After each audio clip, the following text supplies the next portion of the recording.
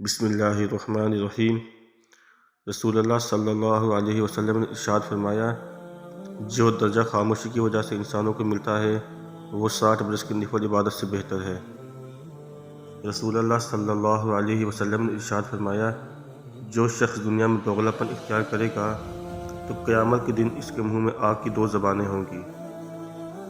رسول اللہ صلی اللہ علیہ وسلم نے ارشاد فرمایا، جو شخص سوال کرنے سے بچے گا تو اللہ بھی اسے سوال کرنے سے بچائے گا۔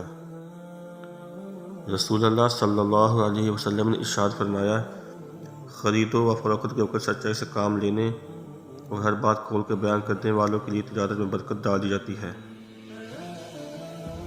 رسول اللہ صلی اللہ علیہ وسلم نے فرمایا، مدد صبر کے ساتھ ہے، کشادگی تکلیف کے ساتھ ہے، تنگی کے ساتھ آسانی ہے اور بے شک تنگی کے ساتھ آسانی ہے۔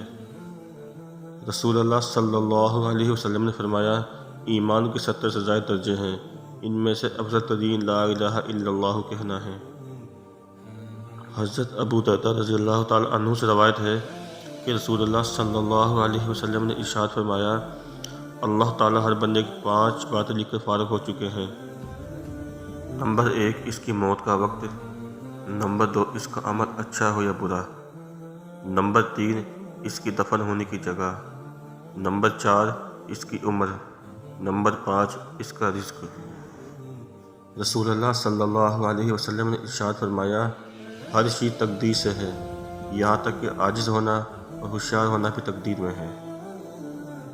رسول اللہ صلی اللہ علیہ وسلم نے ارشاد فرمایا، لوگوں میں بدترین شخص وہ ہے جو اپنے گھر والوں کے حق میں تنگی کرنے والا ہو۔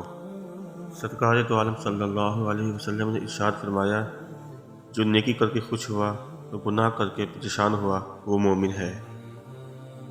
رسول اللہ صلی اللہ علیہ وسلم نے ارشاد فرمایا، میں نے جو بھی منظر دیکھا ہے قبر اس سے زیادہ گھبراہٹ والی ہے۔